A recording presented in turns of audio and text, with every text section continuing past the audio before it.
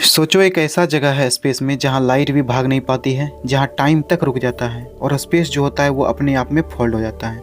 Yes, मैं बात कर रहा हूँ ब्लैक होल का। जब से इंसान ने रात में आसमान की तरफ देखा है, एक सवाल तो देखो हमेशा से उसके मन में रहा है कि ये जो ऊपर शाइनी डॉट जो चमक रहा है, स्टार वगैरह, आखिर इसके पीछे छुपा क्या है, क्या इसके पीछे राज छुपा हुआ है। और इसी चाहत ने हमें क्या किया, स्पेस का सबसे बड़ा जो मॉन्स्टर है ब्लैक होल, उसको डिस्कवर करने तक का वो रास्ता दिया। पहले देखो ब्लैक होल जो था ना, वो सिर्फ साइंस फिक्शन में था, एक स्केरी आइडिया, एक दिखता ना भयानक आइडिया था जो मूवी वगैरह में देखता था। बहुत सारा मूवी में ब्लैक होल के बारे में बताया गया है। लेकिन जैसे जैसे साइंस आगे बढ़ा, हमें पता चला कि ये जो ब्लैक होल का जो आइडिया है, ये फिक्शन में नहीं है, ये क्या है, रियल में है, और ये हमारे गैलेक्सी के बीच में रहता है। देखो, इस वीडियो में हम आज चलेंगे एक सफ़र पे जो 1783 का एक सिंपल लेटर से शुरू हुआ था सफ़र, और 2019 का जो हिस्ट्री मेकिंग इमेज बना था पहला ब्लैक होल के शैडो का, याद है ना। तो वहाँ से वहाँ तक के सफ़र को आज हम तय करेंगे, और हम मिलेंगे उन लोगों से जिन्होंने ब्लैक होल के बारे में सोचा, उसको कैलकुलेट किया, उसको प्रूव किया और उसको देखने में हेल्प किया। ठीक है, तो इसी सफ़र पे चलते हैं। तो जो चैनल पे पहली बार हो, चैनल को सब्सक्राइब कर लेना, क्योंकि इस बीच चैनल पे मैं इसी तरह का वीडियो वगैरह लाता रहूँगा। तो ये मेरा चैनल है यात्रा कॉस्मोस, तो यात्रा कॉस्मोस को सब्सक्राइब कर लेना। ठीक है, देखो ब्लैक होल जो हमें बताता है कि यूनिवर्स कितना अजीब, कितना कॉम्प्लेक्स और कितना ब्यूटीफुल है। ये सिर्फ एक एस्ट्रोनॉमिकल ऑब्जेक्ट नहीं है ब्लैक होल, ये एक विंडो है जो हमें दिखाता है कि फिजिक्स के जो लिमिट है वो कहाँ तक जा सकती है। आगे देखेंगे कि फिजिक्स का लिमिट ब्लैक होल के अंदर जाके टूट सकता है। ठीक है, तो यही देखते हैं। लेकिन ये कहानी शुरू होती है 18 सेंचुरी में। 18 सेंचुरी में जब कहानी शुरुआत हुआ था, जब एक साइंटिस्ट ने एक ऐसा कॉन्सेप्ट सोचा जो अपने टाइम से 200 साल आगे था, जिसको बोलते हैं डार्क स्टार का कॉन्सेप्ट। और उस साइंटिस्ट का नाम था जॉन मिचेल, जो डार्क स्टार का कॉन्सेप्ट इन्होंने दिया था। तो देखो, सबसे पहला आज स्टार्ट करेंगे सीड ऑफ एन आइडिया, मतलब पहला टॉपिक सीड ऑफ आइडिया, किस तरह से आइडिया आया। तो जॉन मिचेल जो कि एक इंग्लिश साइंटिस्ट है, इन्होंने सबसे पहले एक लेटर लिखा रॉयल सोसाइटी को। उसने सोचा कि अगर एक स्टार का मास इतना ज़्यादा हो, मतलब इतना भारी स्टार हो जाए कि उसका जो एस्केप वेलोसिटी हो लाइट के स्पीड से भी ज़्यादा हो जाए। एस्केप वेलोसिटी मतलब वहाँ से उसके ग्रेविटी को छोड़ने के लिए जो मिनिमम स्पीड होता है ना, तो उस स्टार का स्पीड जो हो वो एस्केप वेलोसिटी का स्पीड वो लाइट के स्पीड से भी ज़्यादा हो जाए। तो बताओ, लाइट स्पीड से यदि एस्केप वेलोसिटी ज़्यादा हो जाएगा तो लाइट भी वहाँ से निकल नहीं पाएगी और हम इसे देख ही नहीं पाएंगे। इसीलिए इसको बोला गया एक इनविजिबल स्टार और एक डार्क स्टार। ठीक है, उस टाइम देखो फिजिक्स जो था ना, वो न्यूटन के रूल फॉलो करती थी, क्योंकि न्यूटन कहते थे कि ग्रेविटी क्या है, एक फोर्स है, जो कि तुम क्लास 9 में पढ़ा होगा, जो ये बताते हैं कि हर चीज़ को ग्रेविटी क्या करता है, खींचता है। अगर एक चीज़ को एस्केप करना है तो उसको एक सर्टेन स्पीड चाहिए। मतलब यदि हमको अर्थ की ग्रेविटी को छोड़ना है तो अर्थ की ग्रेविटी को छोड़ने के लिए कुछ स्पीड चाहिए। पता है ना, इसके वेलोसिटी पढ़ा है ना, 11.2 किलोमीटर होता है अर्थ का। मतलब 11.2 किलोमीटर पर सेकेंड की स्पीड से तुम भागोगे तो तुम अर्थ की ग्रेविटी को छोड़ दोगे। ठीक है, लेकिन जो अभी हम डार्क स्टार के बारे में बताएं, अगर एक डार्क स्टार जो इतना छोटा हो, बहुत बड़ा मास हो, और उसका एस्केप वेलोसिटी क्या हो, लाइट से भी ज़्यादा हो, तो भाई इसमें तो क्या होगा, लाइट वहाँ से भाग ही नहीं पाएगा, मतलब लाइट भी वहीं पे ट्रैप हो जाएगा। ठीक है, अब देखते हैं सीन नंबर 2, मतलब कि टॉपिक नंबर 2। कुछ सालों बाद फ्रेंच मैथमेटिशियन जिनका नाम था पियर सिमो लाप्लास, नाम थोड़ा अजीब है, इन्होंने भी इस आइडिया को सपोर्ट किया था, डार्क स्टार थ्योरी को। उसने अपनी किताब में यह भी लिखा था कि यूनिवर्स में एक ऐसे डार्क बॉडी एग्जिस्ट कर सकता है जो लाइट को ट्रैप कर लेता है। अभी तुम देखा ना, इसके वेलोसिटी क्या बोले थे, उसका लाइट से भी ज़्यादा हो। लेकिन उसने अगले एडिशन में क्या क्या ये पार्ट हटा दिया था, जो इन्होंने बोला अभी, मतलब सपोर्ट किया ना इनविजिबल स्टार के बारे में, डार्क स्टार थ्योरी को। लेकिन अगला जो एडिशन में बुक में जो लिख रहे थे, उन्होंने इनको हटा दिया। शायद उनको ये मतलब कि उस टाइम जो था ना, उस टाइम मतलब ब्लैक होल के बारे में कोई इतना सीरियसली नहीं ले रहा था, इसीलिए उस समय थ्योरी जो था ये ब्लैक होल का उसमें बंद रह गया। देखो प्रॉब्लम क्या था इसका, तो सिंपल देखो प्रॉब्लम क्या था, अगर लाइट ही नहीं निकल पाएगी वहाँ से, जो कि डार्क स्टार का बात की अभी, तो बताओ हम उसको देख कैसे पाएंगे। उस टाइम ना कोई एक्सरे टेलीस्कोप था, कोई डीप स्पेस ऑब्जर्वेटरी भी उसमें नहीं था जिससे कि हम पता कर लेते हैं सही से। तो डार्क स्टार एक इंटरेस्टिंग थॉट था, एक तो थॉट था ये डार्क स्टार थ्योरी, लेकिन सिर्फ क्या ये थॉट था, प्रूफ का कोई यहाँ पे चांस नहीं था। इसलिए क्या हुआ, डार्क स्टार थ्योरी ज़्यादा मतलब हाईलाइट नहीं हो पाया। ठीक है, अब देखो, और ये जो आइडिया तुम्हारा था, ये जो तुम अभी पढ़ा था आइडिया डार्क स्टार थ्योरी का, ये आइडिया फिर 100 साल तक मतलब शांत रहा, डोरमेंट रहा। जब तक कि एक जीनियस साइंटिस्ट, जिनका नाम सब जानता होगा, जीनियस साइंटिस्ट कौन था, जिनका ग्रेविटी में बहुत बड़ा योगदान था, उनका नाम था अल्बर्ट आइंस्टाइन, जब वो नहीं आए। तो अब हम लोग पढ़ेंगे आइंस्टीन एरा, जिसमें पढ़ेंगे हम रिलेटिविटी रिवॉल्यूशन के बारे में। जो तुम डेट इस पर याद रखना होगा, याद करना 905 से 9015। इस समय जो आइंस्टीन का जो दिमाग था वो बहुत ख़तरनाक काम किया, और इन्होंने ही सबसे पहले ग्रेविटी को एक अलग तरीके से बताया था। अब देखते हैं 905 में जब एक 26 साल का पेशेंट क्लर्क बर्न जर्मनी में, ठीक है, तो आइंस्टीन का जन्म जर्मनी में ही था, एक फाइल देखते हुए अपने फ्री टाइम में सोच रहा था, यही आइंस्टीन सोच रहे थे कि टाइम और स्पेस को हम कैसे समझते हैं। उसका नाम था अल्बर्ट आइंस्टाइन। उन्होंने सबसे पहले स्पेशल रिलेटिविटी दिया था, सबसे पहला याद रखना, आइंस्टीन जो था सबसे पहले स्पेशल थ्योरी ऑफ रिलेटिविटी दिया था, रिलेटिविटी। उन्होंने इसमें ये बता दिया था कि जो लाइट का जो स्पीड है ना, वो यूनिवर्सल लिमिट था, इन्होंने पहले थ्योरी में बताया था। लेकिन ये सिर्फ शुरुआत था, क्योंकि बताए थे अल्बर्ट आइंस्टाइन का जो कंट्रीब्यूशन है ग्रेविटी में वो बहुत ज़्यादा है। अगले 10 साल तक आइंस्टीन ने सोचा, अपने मतलब पूरा टाइम लगा दिया 10 साल इसी थ्योरी को बनाने में। तब उन्होंने बाद में एक थ्योरी बनाया जिनका नाम था जनरल थ्योरी ऑफ रिलेटिविटी। इस थ्योरी ने बोला कि ग्रेविटी एक इनविजिबल फोर्स नहीं है, बल्कि स्पेस टाइम का ये कर्व है जो कि मास के वजह से होता है। क्योंकि न्यूटन बताया था कि ग्रेविटी क्या है, एक तरह का फोर्स है, लेकिन यहाँ पे आइंस्टीन क्या बता रहे हैं कि ये क्या है, एक स्पेस टाइम का कर्व है। अभी तुमको आगे एग्जाम्पल लेके समझाता हूँ कि किस तरह से ये कर्व होता है। जो भारी ऑब्जेक्ट रखेंगे तो क्या होगा, कर्व थोड़ा क्या होगा, फोल्ड होगा। अब देखो इसको मैं सिंपल एग्जांपल समझाता हूँ। सोचो स्पेस एक ट्रैम्पलिन है, ट्रैम्पलिन देखता होगा जिसे बच्चा लोग देखना कि मेला वगैरह में ना कूदता है, उस पर जंप करता है। तुम उस पर हैवी बॉल रखोगे तो क्या होगा, समझो हैवी बॉल उस पर रख रहे हैं, समझो अर्थ की तरह, तो रखोगे तो क्या होगा, ट्रैम्पलिन नीचे की तरह थोड़ा प्रेस करेगा। तो नीचे की तरह थोड़ा प्रेस करोगे तो ये गड्ढा बन गया, एक तरह का कर्व बना। ऊपर से तुम छोटा सा कोई भी चीज़, हल्का चीज़ दोगे तो देखना वो घूमते घूमते सेंटर में जाके गिर जाएगा। तो सेम इसी तरह से ग्रेविटी काम करता है स्पेस में, ना कि फोर्स के रूप में काम करता है। मतलब जो भी जितना हैवी चीज़ होगा उसके पास ग्रेविटी उतना ज़्यादा होगा, क्योंकि वो स्पेस टाइम को बहुत ज़्यादा कर्व कर देगा। देखो 1915 में जब आइंस्टीन अपनी थ्योरी पब्लिश करते हैं, सिर्फ उसके जस्ट 1 मंथ बाद एक जर्मन फिजिसिस्ट जिनका नाम था कार्ल श्वार्ज़शाइल्ड, उन्होंने भी इनको ज़्यादा स्टडी किया, और वहाँ से उन्होंने एक लेटर भेजा। उन्होंने लेटर में क्या भेजा था कि एक एग्जैक्ट सॉल्यूशन आइंस्टाइन की इक्वेशन का। उन्होंने क्या किया, आइंस्टाइन का जो इक्वेशन था उसका वो एग्जैक्ट सॉल्यूशन दे दिया था, कार्ल श्वार्ज़शाइल्ड था। उस सॉल्यूशन में एक स्ट्रेंज चीज़ था, बहुत भयानक चीज़, मतलब कि अजीब चीज़ उसमें दिख रहा था। वो ये था कि एक ऐसा पॉइंट वहाँ पे मिल रहा था इक्वेशन में, जहाँ पे स्पेस टाइम का जो कर्वेचर था ना, अभी तुमको बताएं कि भारी चीज़ रखोगे तो कर्व बनेगा। तो बोला कि एक ऐसा टाइम आ जाता है, एक ऐसा पॉइंट आ जाता है जहाँ पे स्पेस टाइम का कर्व है ना, वो इनफाइनाइट हो जाता है बहुत ज़्यादा, और एक ऐसा रेडियस बनता है जिसको बोलते हैं हम लोग श्वार्ज़शाइल्ड रेडियस। तो श्वार्ज़शाइल्ड रेडियस के लिए हम वीडियो अलग से बनाएंगे, इसका अभी सिर्फ डिस्कस करो, ठीक है, क्योंकि ब्लैक होल का वीडियो ना हम करीब बहुत सारा बनाएंगे, इसका टेंशन नहीं लेना, ठीक। यहाँ तक समझ गया। तो श्वार्ज़शाइल्ड रेडियस किसने दिया था, कार्ल श्वार्ज़शाइल्ड ने। इन्होंने एक लिमिट दिया था, ठीक है, कि इस लिमिट के अंदर जो ऑब्जेक्ट का मास इसके अंदर रख दोगे तो वो ब्लैक होल बन जाएगा, ठीक है। अब देखते हैं next, birth of the black hole math. अब मैथ भी तो देखना है, मैथमेटिकल भी तो प्रूव करना है।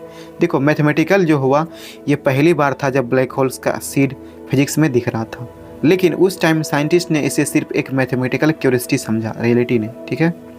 अब सवाल था ये कि क्या नेचर में ऐसे मॉन्स्टर बन सकता है, वो जो मॉन्स्टर का बात कर रहे हैं ब्लैक होल का, ऐसा बन सकता है। तो ये जवाब जो था वो 1930 में आया था, जब स्टार का डेट का राज खुलना शुरू हुआ था।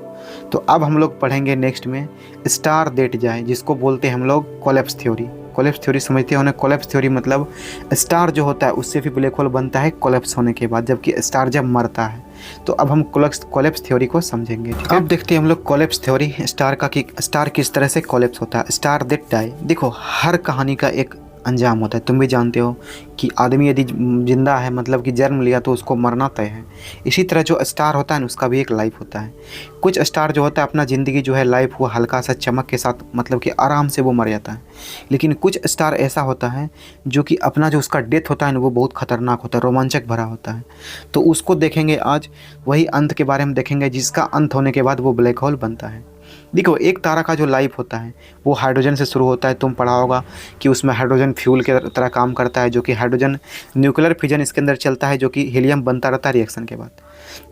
तो इसके अंदर हाइड्रोजन जलता है, उसके बाद यही हाइड्रोजन हीलियम में बदलता रहता है और उसी से क्या मिलता है हमको, एनर्जी मिलता है और वो चमकता रहता है। पर जैसे जैसे मतलब टाइम गुजर रहा है, इसका फ्यूल भी तो ख़त्म होगा भाई। ऐसा नहीं कि स्टार है तो इसका फ्यूल ख़त्म नहीं होगा। तो इसके अंदर का जो स्टार का जो फ्यूल होता है वो ख़त्म होने लगता है। तो जब हाइड्रोजन का खाली हो जाता है इसके अंदर का हाइड्रोजन, तब तारा जो होगा स्टार अपने आप को संभालने के लिए हीलियम और फिर हैवी एलिमेंट को जलाना शुरू करता है, क्योंकि इसके अंदर तो भाई ख़त्म हो चुका है हाइड्रोजन। तो ये क्या करेगा, हीलियम और जो हैवी मेटल एलिमेंट है उसको जलाना वो शुरू कर देगा। फिर आता है वो एक पल, एक मोमेंट, जब फ्यूजन जो होता है इसके अंदर, न्यूक्लियर फ्यूजन, वो रुक जाता है। अब कोई मतलब एनर्जी वगैरह बन नहीं रहा है। तो एनर्जी बन नहीं रहा है तो पता ग्रेविटी को रोकने वाला है। क्योंकि स्टार के बारे में तुम समझना कि स्टार में दो तरह से फोर्स लगता है, एक ग्रेविटी से फोर्स लगाता है ऊपर से, और एक अंदर से प्रेशर लगता है, ठीक है, जो एनर्जी बन रहा होता है। तो दोनों तरफ से प्रेशर लगता है तभी वो स्टार जिंदा है। लेकिन बताओ एनर्जी बनना ख़त्म हो गया तो अंदर का तो प्रेशर ख़त्म हो गया, तो बाहर का जो ग्रेविटी है वो तो पावरफुल हो गया, उसको को रोकने वाला भाई नहीं। तो इस तरह से क्या होगा, तारा का जो कोर होगा, बीच का जो कोर होता है, वो अपने आप में मतलब कि उस अपने आप ही बाहर की ओर नीचे गिरने लगता है, मतलब नीचे गिरने लगता है, ठीक है, कोलैप्स होता है उसका कोर। तो बाहर का हिस्सा जो होता है एक शानदार धमाका में फट जाता है, जिसको बोलते हैं सुपरनोवा विस्फोट। तो इसके ऊपर पहले तुम देखा था यहाँ पे जो था, जब फ्यूल ख़त्म होता है ना, तो सबसे पहले जो स्टार है वो रेड जाइंट स्टार बनता है, एक बड़ा सा लाल दाना, ठीक। ये सुपरनोवा जो था एक कॉस्मिक फायरवर्क है, मतलब जैसे पटाखा फोड़ते होते किस तरह से फायर बनता है, तो कॉस्मिक में जो स्पेस में जो एक तरह का फायर जलता है वो क्या है, तुम्हारा सुपरनोवा विस्फोट। इसके बारे में ये सोच सकते हो कि ये विस्फोट इतना खतरनाक होता है कि तुम एक गैलेक्सी जो जल जाए, एक गैलेक्सी जो जल जाएगा उतना लाइट नहीं दे पाएगा जितना ये सुपरनोवा विस्फोट देगा। तो ये सब डिपेंड करता है, बताए थे ना, स्टार के मास पर, कि स्टार का मास ज़्यादा बड़ा होगा तभी ये काम हो रहा होगा कोलैप्स वाला। स्टार जो छोटा होगा तो उसका कोई मतलब इससे है ही नहीं। अब आगे देखो, अगर तारा का जो स्टार का जो मास होगा वो काफ़ी ज़्यादा होगा, लगभग 20 से 25 टाइम सूरज का, ठीक है, तो ये जो कोलैप्स तुम्हारा था ये रुकेगा ही नहीं। अब इसका कोर जो होगा इतना छोटा हो जाता है कि स्पेस और टाइम अपने आप में घूम जाता है यहाँ पे, और यहीं पे होता है जन्म एक ब्लैक होल का। तो यही ब्लैक होल का कोलैप्स थ्योरी था। इवेंट होराइजन यहाँ पे भी बनता है। इवेंट होराइजन के बारे में आज आगे हम डिस्कस सब देखेंगे, ठीक है, एक वीडियो बनाएंगे एनाटॉमी ऑफ ब्लैक होल, उसमें सारा चीज़ देखेंगे।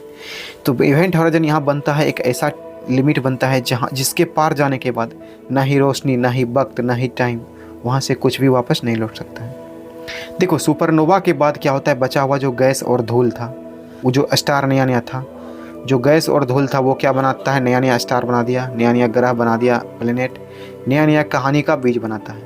पर अंदर जो छुपा ब्लैक होल है वो क्या था, वो अलग तरह का शांत, अपने अंदर वाला जो सितारा का, मतलब वो जो उसके अंदर जो ब्लैक होल बना था वो बहुत खतरनाक बन जाता है। यही है स्टार डेड जाए, जिसके बारे में पढ़ें कि स्टार जो मरता है, जिनका अंतिम सांस जो होता है यूनिवर्स में एक गहरा, सबसे गहरा राज छोड़ के जाता है, जिसको बोलते हैं ब्लैक होल, ठीक है। अब देखते हैं next topic, war in silence. तो देखो ये तो थ्योरी चल रहा था, लेकिन बीच में क्या होता है, वर्ल्ड वार सेकेंड आ जाता है। तो 1930 में एक आखिरी साल जो था, ब्लैक होल का एक आइडिया एक नया उमंग के साथ तुम देख रहा था उभर रहा था, बहुत कुछ जान चुके थे। चंद्रशेखर के बारे में तुम भी सुना होगा, चंद्रशेखर ने व्हाइट डवार्फ का लिमिट बताया था, जिसको आगे हम पढ़ेंगे डिटेल से, ठीक है। इसी तरह ओपेनहाइमर सुना होगा, ओपेनहाइमर स्नाइडर ने कोलैप्स का थ्योरी दिया था, अभी तुम कोलैप्स थ्योरी पर दिखा दिया था। लेकिन फिर दुनिया पर एक अंधेरा छा गया था, उनका नाम था वर्ल्ड वार सेकेंड। क्योंकि वर्ल्ड वार सेकेंड आया तो ये जो थ्योरी था सारा रुक गया, साइंस का कंपास समझो मुड़ गया था, टेलीस्कोप छुप गया था, ऑब्जर्वेशन में जो तुम्हारा सारा जब फैक्ट्री वगैरह था वो सारा ख़त्म हो गया। अब जो कॉस्मोस का राज जो खोल रहा था, जो हम जान रहे थे, वो सब कहाँ लग गया, तुम्हारा वार में। ब्लैक होल का कंसेप्ट जो था यहाँ पे एक तरह का फ्रोजन हो गया, रुक गया। जो पेपर लिखने वाला जो साइंटिस्ट वगैरह लिख रहा था, अब वो कहाँ पहुँच गया, सब वो वार में लग गया, वो अपना अलग अलग काम करने लगा। जैसे तुम देखो कुछ साइंटिस्ट जैसे रॉबर्ट ओपेनहाइमर, अभी बताए थे ना कोलैप्स थ्योरी इन्होंने दिया था, तो इन्होंने क्या किया, वार का वेपन वगैरह बनाने में लग गया। जैसे कि तुम देखा होगा एटम बम के बारे में, एटॉमिक बम को बनाया था इन्होंने। तो मतलब ब्लैक होल के कॉन्सेप्ट को छोड़ के इन्होंने इधर अपना टाइम लगा दिया। फिर 1945 में जब वार ख़त्म हुआ, पर दुनिया जो था वो बदल चुका था। साइंस का फोकस कहाँ था, न्यूक्लियर फिजिक्स पर ज़्यादा था और फिजिकल टेक्नोलॉजी पर चला गया था। मतलब वार होने के बाद जो था ना, फिजिक्स जो था न्यूक्लियर फिजिक्स पे ज़्यादा पहुँच गया था। अब एस्ट्रोनॉमी था एक तरह का शांत कोना बनकर रह गया था इस टाइम तक। लेकिन 1950 में एक ब्लैक होल का रिसर्च एक साइलेंट डिकेड था, मतलब 1915 तक था ये पूरा साइलेंट डिकेड था। यहाँ तक कि उस थ्योरी वगैरह नहीं आया था, कोई नया ऑब्जर्वेशन नहीं हुआ, कोई नया थ्योरी नहीं बना, ना ही कुछ पेपर वगैरह कुछ नहीं लिखा गया। लेकिन इसी खामोशी के पीछे कुछ माइंड जो था अब भी सोच रहा था। वो लोग जो कि मानते थे कि कोलैप्स थ्योरी अधूरी है, जो कोलैप्स थ्योरी पीछे पड़े थे अभी, तो वो मानता था कि कोलैप्स थ्योरी क्या है, अधूरी है, और इसी कहानी का सच अभी भी छुपा हुआ है। वार ने हमें तोड़ दिया था, जो सेकेंड वार वाल देखा वो तो वार तोड़ दिया, लेकिन स्पेस कभी रुकता है नहीं, रुकता है। तारा जलता रहता है, स्टार जल रहा है, अपना मर रहा है, डेथ हो रहा है। और कुछ जगह ब्लैक होल जो था वो क्या कर रहा है, अपना भूख को मिटा रहा है, अपना स्टार को खा रहा है, ठीक है। तो इसी तरह का ये जो तुम्हारा था, ये जो ब्लैक होल का जो थ्योरी था वो यहाँ तक साइलेंट रहा। लेकिन अब जो पढ़ेंगे वो होगा द कमबैक। अब कमबैक करना है तो 1950 का वो जो शांत युग था, जो साइलेंट युग था, बस एक बिल्डअप था। जैसे यूनिवर्स ने एक समझो कि लंबा सांस लिया हो, लेकिन 1916 जैसे 10 साल हुआ, उसी टाइम देखो टेलीस्कोप टेक्नोलॉजी था वो आ गया, रॉकेट बनना शुरू हो गया, और नया नया जनरेशन का साइंटिस्ट वगैरह जो था, ये जो तुम्हारा शांति था, साइलेंट था, उसको तोड़ा। रेडियो एस्ट्रोनॉमी का जन्म हुआ था, जो कि बहुत इंपॉर्टेंट है। रेडियो एस्ट्रोनॉमी पहली बार हमने स्पेस में सिर्फ आंखों से नहीं देखा, कानों से भी सुना, क्योंकि रेडियो एस्ट्रोनॉमी में क्या करते हैं हम लोग, रेडियो वेव जो होता है उसको डिटेक्ट करते हैं, वेव वगैरह को एस्ट्रोनॉमी से मतलब एक्सरे वगैरह को डिटेक्ट करते हैं, उसको सुनते हैं। जिससे क्या हुआ कि स्काई का कुछ हिस्सा से कुछ अलग अलग तरह का हमको साउंड दिखाया, उस साउंड को हम लोग सुने थे। उसके बाद देखो 1963 में एक का नाम था मार्टिन स्मिथ ने एक मिस्टीरियस ऑब्जेक्ट का स्पेक्ट्रम देखा। तो नाम क्या था इनका, याद रखना, मार्टिन स्मिथ। 1963 में उन्होंने एक देखा क्वेसर 3C273। क्वेसर जो होता है, क्वेसर देखना बहुत ब्राइट ऑब्जेक्ट होता है, मतलब कि स्पेस में ये इतना ब्राइट था कि जैसे लग रहा था कि जैसे कोई छोटा सा गैलेक्सी चल रहा हो। किसको देखा था, क्वेसर 3C273 को, पर साइज में था ना ये बहुत छोटा था, कॉम्पैक्ट था। ब्लैक होल का जो आइडिया था यहाँ पे फिर से दोबारा एक टेबल पे आ गया, जब ये जो देखे हम लोग क्वेसर 3C273 को देखे थे। देखो थ्योरिसिस्ट ने समझा कि शायद ये एनर्जी एक सुपरमैसिव ब्लैक होल से आ रही है, क्योंकि इतना ज़्यादा लाइट चलना ये आम गैलेक्सी के लिए, आम स्टार के लिए इम्पॉसिबल लग रहा था, जो अपने आसपास के मैटर को निगल कर लाइट के रूप में छोड़ रहा था। ये भी हो सकता है कि वो जो तुम क्वेसर देखे अभी हम लोग 3C273, ये क्या कर रहा है, अपने आसपास के मैटर को निगल कर लाइट के रूप में वो छोड़ रहा है। तो ये ब्लैक होल एक एक्टिव इंजन के रूप में, मतलब यहाँ पे समझा गया कि ये क्या है, एक ब्लैक होल है, एक एक्टिव इंजन के रूप में हो रहा है। देखो 1962 में साउंडिंग रॉकेट भी तुम्हारा बन गया था। इसके द्वारा पहला एक्सरे सोर्स डिटेक्ट किया गया था, जिसको बोलते हैं स्कॉर्पियस X1। तो पहला जो 1962 में एक्सरे सोर्स जो डिटेक्ट किया था उसका नाम था स्कॉर्पियर X1। ये बहुत ही इंटेंस था, बहुत ही चमकदार था, और कुछ साइंटिस्ट ने इसे तो एक ब्लैक होल कैंडिडेट ही माना। ये जो तुम देखा अभी स्कॉर्पियस X1 जो देखे थे अभी, सोर्स एक जो कि स्टार मतलब कि कुछ जलता हुआ सोर्स मिला था हमको, तो उसका जो एक्सरे डिटेक्ट किए थे हम लोग, तो उससे हम अंदाज़ा लगा लिए कि भाई ये ब्लैक होल हो सकता है।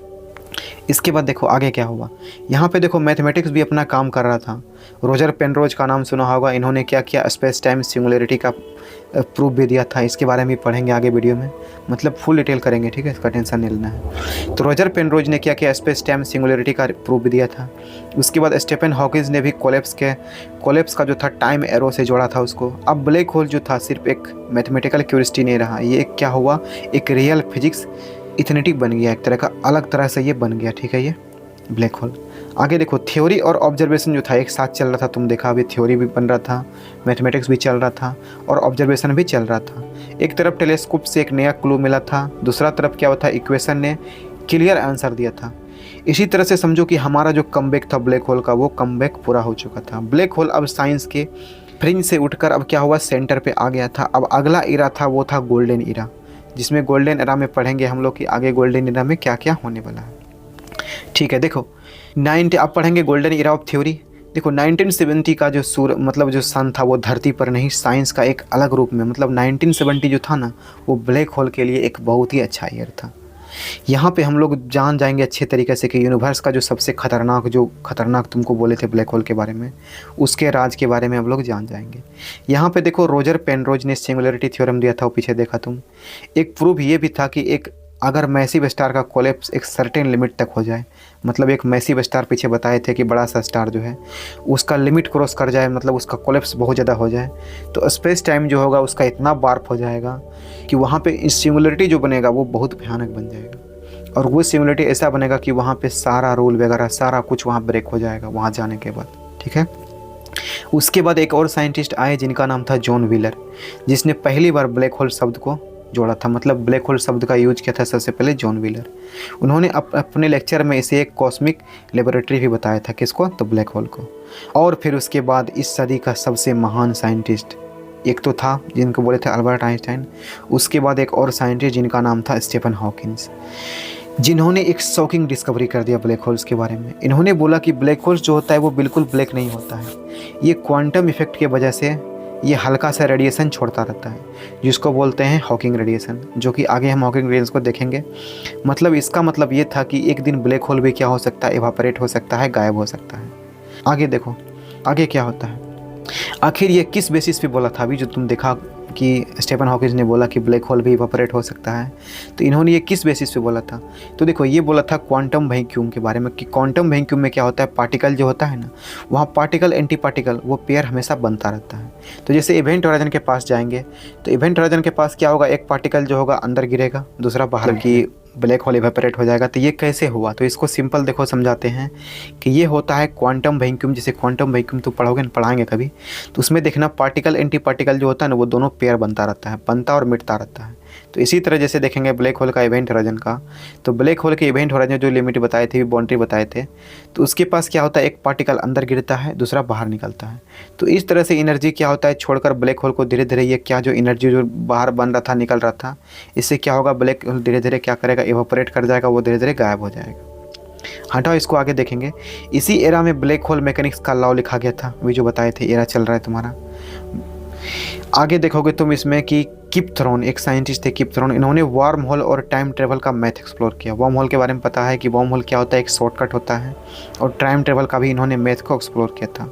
उसी तरह पेनरोज, रॉबर्ट पेनरोज के बारे में देखोगे, इन्होंने डायग्राम दिया था, स्पेस टाइम का मैप बनाया था, और हर एक इक्वेशन इस तरह से बन रहा था इस ईयर में। तो सिंपल देखो किस तरह से कमबैक हुआ है मेरा 1970 में, किस तरह का खतरनाक कमबैक हुआ, ठीक है। आगे देखेंगे हम लोग भी, यहाँ पे हो गया ना। उसके बाद देखो 1970 का एक ये जो एरा था ये क्या था, गोल्डन एरा था, एक ब्रिज था, थ्योरी और रिलेटिविटी के बीच का ब्रिज था। अब ब्लैक होल सिर्फ इमेजिनेशन का हिस्सा नहीं रहा यहाँ पे क्या हुआ, बल्कि ये फिजिक्स का एक कंप्लीट चैप्टर बन गया था, जहाँ हर सवाल का जवाब था और ज़्यादा सवाल का जन्म हुआ था। इसी प्रकार देखेंगे अब इनटू द एक्सरे स्काई। अब जो होगा, अब 1970 के बाद क्या होगा, हम लोग एक्सरे में एंट्री करेंगे, कि एक्सरे स्काई मतलब कि एक्सरे को डिटेक्ट करना कब शुरू हुआ था। तो 1970 का गोल्डन एरा जो थ्योरी में था, पर साइंटिस्ट को एक चीज़ चुभ रही थी यहाँ पर। यहाँ तक देखो एक चीज़ चुभ रहा था सबको, प्रूफ, क्योंकि यहाँ तक हम लोग को प्रूफ नहीं मिला था। इक्वेशन भी मिल चुका था लेकिन यहाँ पे प्रूफ नहीं मिला था। लेकिन आगे देखें कि हम ब्लैक होल के फेस को देखने का, चेहरा देखने का काम करेंगे।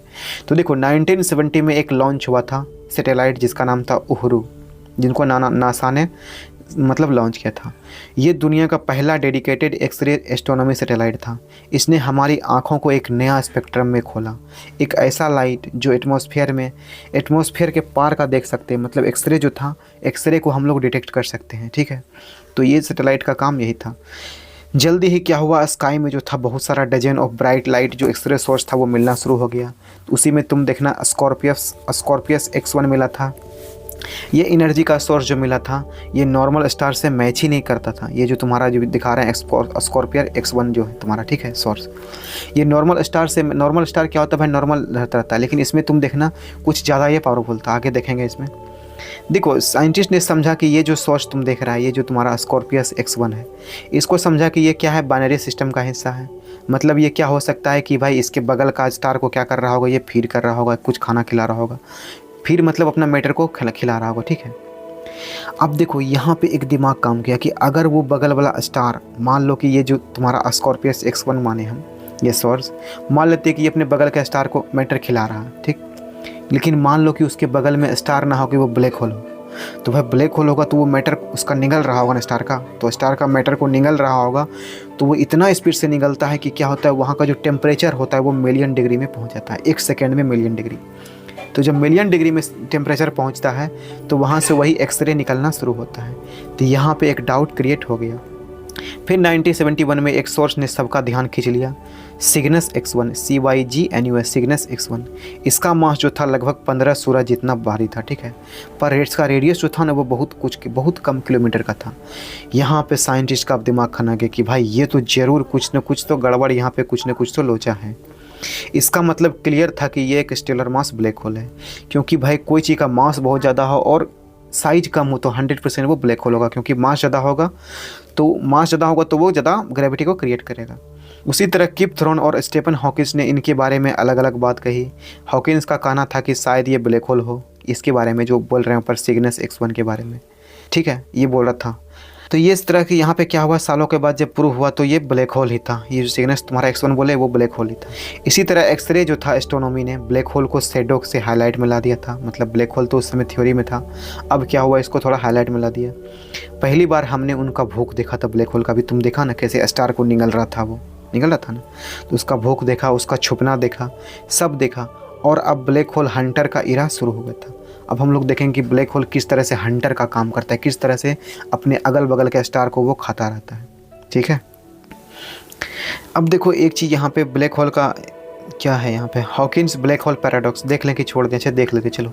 देखो यहाँ पे जो हॉकिंस ऊपर बताए थे कि बोले थे कि हॉकिंस बोला था कि ब्लैक होल भी कभी इवेपोरेट हो सकता है, तो इसको बोलते हैं हम लोग हॉकिंग ब्लैक होल पैराडॉक्स। इसको थोड़ा सा समझ लो, इसका वीडियो बनाएंगे, अलग से सेपरेट वीडियो बनाएंगे। देखो हॉकिंस ने दिखाया था कि ब्लैक होल जो होता है ना वो बिल्कुल ब्लैक होल नहीं होता है।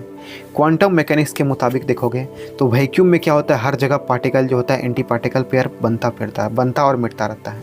तो इसी तरह इवेंट हॉरिजन के पास भी क्या होगा, एक पार्टिकल अंदर गिरता है, दूसरा एस्केप हो जाता है, बाहर निकलता है, एनर्जी उसे ब्लैक होल से लेते हुए।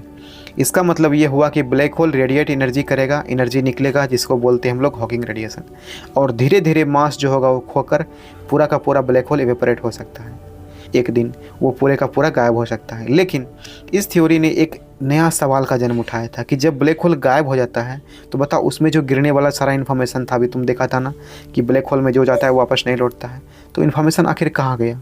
क्योंकि तुम पढ़ोगे भाई रिलेटिविटी में कि रिलेटिविटी के मुताबिक क्या है, इवेंट हॉरिजन के जो अंदर जो हमेशा के लिए जो खो जाता है मैटर जो होता है, इन्फॉर्मेशन हमेशा के लिए खो जाता है, तो फिर वो कहाँ जाएगा? तो यही था तुम्हारा क्या, हॉकिंग ब्लैक होल पैराडॉक्स। तो इसको हम देखेंगे अलग वीडियो से, अभी हम आगे चलते हैं ब्लैक होल के बारे में, ठीक है। ये था ब्लैक होल का इन्फॉर्मेशन पैराडॉक्स, एक ऐसा डिलेमा था, मतलब कि एक तरह का उलझन था जिसे फिजिक्स के दो रूल एक दूसरे से टूटते हुआ लग रहा था, इसीलिए इसको हम पैराडॉक्स बोलते हैं। ये फिजिक्स के दो रूल को तोड़ दे रहा था, ठीक है। आगे देखो, अब इसको देखेंगे बाद में, ठीक, उसका एक अलग वीडियो बनाएंगे। उसके बाद देखते हैं आप लोग मॉन्स्टर हंटर मतलब ब्लैक होल किस तरह से हंट करता है स्टार को। देखो 1919 का स्काई एक नया मिशन का विटनेस बन रहा था। एक शिकार जो छोटा ब्लैक होल रिसर्च चल रहा था। अभी देखो हम लोग छोटा शिकार के बारे में देख रहे हैं, मतलब कि छोटा ब्लैक होल को देख रहे हैं जो स्टार को निगल रहा है, ठीक है। लेकिन अब क्या करेंगे, हम लोग बड़ा ब्लैक होल को देखेंगे जिसका नाम है सुपर मैसिव ब्लैक होल। ये क्या करता है, ये गैलेक्सी के बीच में रहता है हमेशा, अधिकतर मतलब बीच में, गैलेक्सी के बीच में रहेगा ये मॉन्स्टर, और इसका जो मास होगा वो बिलियन टाइम सोलर मास होगा, मतलब बिलियन टाइम सूरज का मास तोल लो, जितना होगा उतना इसका मास होगा। उसके बाद देखो 1990 में लॉन्च हुआ हब्बल स्पेस टेलीस्कोप। इन्होंने गैलेक्सी के कोर का एक हाई रेजोल्यूशन व्यू दिया, मतलब हब्बल स्पेस टेलीस्कोप जो था वो गैलेक्सी के बीच का एक फ़ोटो दिया, वो भी क्लियर फोटो हर गैलेक्सी का।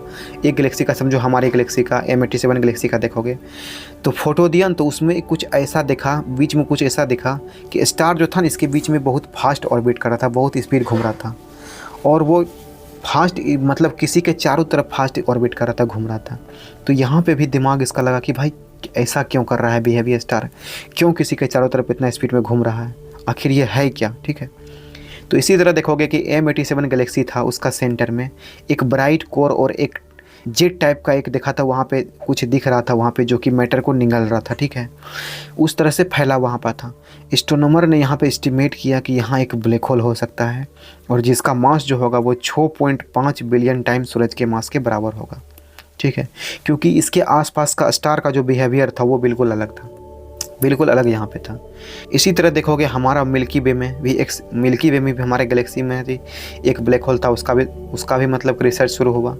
इसी तरह एंड्रिया गेज और राइनहार्ड गेंजल ने सेजिटेरियस एस जो हमारा ब्लैक होल का है वहाँ पे, उसी के आसपास एक स्टार को ट्रैक किया। उसका घूमना जो था ना वो एक सिंपल ट्रूथ बता रहा था कि हमारे गैलेक्सी के हार्ट में भी क्या है, एक ब्लैक होल है जिसको बोलते हैं हम लोग सेजिटेरियस ए ब्लैक होल। ये था 4 मिलियन सोलर मास के बराबर। तो यहाँ पे समझ गया कि हमारे गैलेक्सी के अंदर भी एक क्या था, ब्लैक होल था। और फिर एक स्टार जिसका नाम था S2, ये सिर्फ 16 साल में ही क्या कर रहा था, पूरा ऑर्बिट कंप्लीट कर रहा था। स्पीड में जो इसका जो स्पीड था इस स्टार का, S2 स्टार का, वो स्पीड था लाइट का 3% ज़्यादा। मतलब लाइट का स्पीड है 3 लाख किलोमीटर पर सेकेंड और उसका 3% ज़्यादा कर दो, इस स्टार का इतना स्पीड था। तो ये सब जितना देख रहे हो ये सब क्या था, सबूत था जो हमें बता रहा था कि भाई ब्लैक होल तो है। ठीक है। उसके बाद चंद्रा एक्स रे ऑब्जर्वेटरी तुम देखोगे, इन्होंने मॉन्स्टर का भूखा रूप दिखा दिया। आगे तुम देखोगे चंद्रा एक्स रे जो होता था, चंद्रा एक्स रे, इन्होंने ब्लैक होल का क्या भूखा रूप दिखाया। मतलब ब्लैक होल को देखा कि ब्लैक होल क्या करता है, स्टार को निगलता है। जब कभी गैस या स्टार का हिस्सा इसके पास आता है, जैसे ब्लैक होल के पास, तो ये क्या करता है, जाग उठता है, तुरंत जाग जाएगा। उसके बाद क्या करेगा, उसको निगलना वो शुरू कर देगा। और जब निगलेगा पूरा स्पीड में, तो वहाँ से क्या होता है, एक्सरे निकलता है, रेडिएशन निकलता है। तो और वही रेडिएशन को हम लोग, एक्सरे को हम लोग देखते हैं। देखो मॉन्स्टर हंटर का जो ऑब्जर्वेशन था वो किसके किससे देखे थे हम लोग, हब्बल से देखे, चंद्रा से देखे, बहुत बड़े बड़े टेलीस्कोप से देखे। सब मिलके तो हमको ये बता दिया कि गैलेक्सी में जो है एक मॉन्स्टर तो है, मॉन्स्टर है जो कि बीच में रहता है, वो भी बहुत खतरनाक है। ठीक है। इसके बाद देखो 1990 से 2000 के बीच में ये जो दौर था, इसमें से एक बात तो क्लियर हो गया था कि ये मॉन्स्टर सिर्फ रेयर क्रिएचर नहीं है, बल्कि गैलेक्सी के मतलब देखो 19 तक तो हम समझ लिए थे कि ये ब्लैक होल क्या है, मॉन्स्टर है, खतरनाक है। लेकिन 2000 के आसपास जानता क्या हुआ, इस ब्लैक होल को अब आर्किटेक्टर ही मानने लगे कि भाई ये ब्लैक होल जो है ना, ये गैलेक्सी को बनाने में हेल्प किया होगा। मतलब इसको हम गैलेक्सी, अभी इसको बुरा नहीं मान रहे, अब क्या मान रहे हैं, ये गैलेक्सी को बनाने में भी हमारा हेल्प किया होगा। ठीक है। उसके बिना समझो कि हमारा गैलेक्सी बना ही नहीं होगा। अब देखो मर्जर बूम, देखो स्पेस सिर्फ खाली जगह नहीं है, ये एक फैब्रिक है जो डिस्टॉर्ट होता है, मुड़ता रहता है। जब कुछ ट्रोली कॉस्मिक मतलब यहाँ पे होता है तो क्या होता है, स्पेस बोले थे ना, मुड़ता रहता है। इसी तरह जब दो ब्लैक होल कोलाइड करेगा आपस में, जब मिल जाएगा तो स्पेस टाइम में क्या होगा, एक तरह का वेव बनता है जो कई लाइट ईयर तक जाता है, पहुँच जाता है, मतलब घूमते हुए वो जो वेव बनता है, स्पेस टाइम वेव। ठीक है। सितंबर 14 2015 में, ठीक है, LIGO एक अल्ट्रा सेंसिटिव डिटेक्टर जो था उसने डिटेक्ट किया हिस्ट्री में, मतलब ऐसा कुछ डिटेक्ट किया जो कि हिस्ट्री बना दिया। एक अजीब सा एक इन्होंने एक मतलब चीज़ को डिटेक्ट किया जो स्पेस टाइम का सिग्नेचर, जो कि 1.3 बिलियन साल पहले शुरू हुआ था। मतलब ये जो तुम देखा तो LIGO था, इन्होंने बहुत साल पहले जो ब्लैक होल टकराया था उसका एक वेव को डिटेक्ट किया था। देखो इसको डिटेल समझाते हैं। 2015 में साइंटिस्ट ने साइंस के लिए एक हिस्ट्री ईयर था। पहली बार LIGO ने डायरेक्टली डिटेक्ट किया कि ग्रेविटेशनल वेव को, अभी बताए थे कि जब दो ब्लैक होल कोलाइड होगा तो उससे क्या निकलेगा, वेव निकलेगा, जिसको बोलते हैं ग्रेविटेशनल वेव। तो वही छोटी छोटी रिप्पल जो होता है स्पेस टाइम में, जो आइंस्टीन ने 100 साल पहले हमको बताया था, प्रेडिक्ट किया था, ये वेव्स 1.3 बिलियन साल पहले दो ब्लैक होल के टकराने से निकली थी और अब जो था आखिरकार अर्थ तक पहुँच गया था। इसी डिस्कवरी ने क्या किया, आइंस्टीन को सही प्रूव कर दिया यहाँ पे, और यहाँ से क्या हुआ, एक अलग तरह का एस्ट्रोनॉमी का शुरुआत यहाँ पे हो गया। ठीक है, ये था तुम्हारा। उसके बाद देखो अब पढ़ेंगे हम लोग, यहाँ तक हो गया ना, ग्रेविटेशनल वेव हो गया, जिन्हें आइंस्टीन के जो 1916 में जो हाँ तो हो गया। हाँ, इस डिटेक्शन जो देखे थे तुम भी ग्रेविटेशनल वेव को देखे थे, इस डिटेक्शन ने क्या किया, सिर्फ ब्लैक होल के एग्जिस्टेंस को कंफर्म नहीं किया बल्कि उनके मर्जर को भी पहला डिटेक्ट एडवांस दिया कि भाई ब्लैक होल क्या हो सकता है, मर्ज हो सकता है। साइंस ने एक नई सेंसरी एबिलिटी गेन की। अब हम सिर्फ यूनिवर्स को देख नहीं सकते थे बल्कि सुन भी सकते थे। अभी देखा ना, वो जो साउंड जो आया था तुम उसको हम लोग सुन भी सकते हैं। इसके बाद LIGO VIRGO विर्गो ने डजन ऑफ इसी तरह का मर्जर को डिटेक्ट किया, जहाँ जहाँ टकराया होता ब्लैक होल उसको डिटेक्ट किया। और हर एक डिटेक्शन में क्या था, एक अलग अलग कहानी था। कुछ में मॉन्स्टर साइज ब्लैक होल बना था, कुछ में neutron star black hole pair था, इस तरह से। अब यहाँ पे ग्रेविटेशनल वेव तो था, एस्ट्रोनॉमी का एक नया विंडो खोल दिया। अब हम ब्लैक होल का सीक्रेट को जान सकते थे, यूनिवर्स का साउंड ट्रैक भी सुन सकते थे, सुन भी रहे थे हम लोग यहाँ पे। सदियों से हमने ब्लैक होल को इमेजिन किया था, लेकिन देखो यहाँ इक्वेशन में, सिमुलेशन में, थ्योरी में। लेकिन अप्रैल 10, 2019 में एक ऐसा हुआ कि इंसान ने पहली बार हमने उस ब्लैक होल को देख लिया। तो देखो हमारा कहानी का अब यहाँ पे एंड होने वाला है, क्योंकि अब हम लोग ब्लैक होल को इमेज को देखेंगे। देखो एक होता है इवेंट होराइजन टेलीस्कोप, ये एक टेलीस्कोप नॉर्मली ने है। ये क्या होता है, पूरा दुनिया में फैला हुआ एक नेटवर्क है। समझो कि अंटार्कटिका से स्पेन तक फैला है, हवाई से चिली तक फैला है, मतलब सब जगह एक मतलब कि टेलीस्कोप अपना लगाया गया है। ये समझो एक अर्थ साइज का एक टेलीस्कोप है। ये टेलीस्कोप ने क्या किया, एक गैलेक्सी जिसका नाम था M87, इसके हार्ट पे अपना फोकस किया, बीच पे, ठीक है। और वो कितना दूर था, 55 मिलियन लाइट ईयर दूर। उसके अंदर देखा कि एक सुपर मैसिव ब्लैक होल है M87 गैलेक्सी के अंदर, जिसका जो मास था वो 6.5 बिलियन टाइम सूरज के मास के बराबर था। तो ये तुम देख लिया।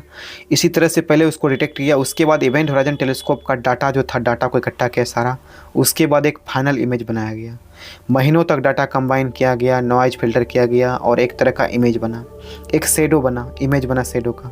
वही इमेज का शेडो जो बना था वही था पहला मेरा photo M87 Galaxy, M87 black hole का। देखो मैं दिखा रहा हूँ फ़ोटो, देख लो, यही है पहला ब्लैक होल का फ़ोटो जो फर्स्ट टाइम हम लोग ब्लैक होल के फ़ोटो को देखे थे। फिर वही मोमेंट आया, एक फेयरी रिंग, एक डार्क सेंटर शेडो वाला एक इवेंट होराइजन। तुम देख रहे हो इसके चारों तरफ इवेंट होराइजन है। एनाटॉमी ऑफ ब्लैक होल आगे पढ़ेंगे तो समझा देंगे। एक इमेज जो सिर्फ एक फ़ोटो नहीं था, ये थ्योरी और ऑब्जर्वेशन के बीच का अल्टीमेट हैंडशेक था, ठीक है।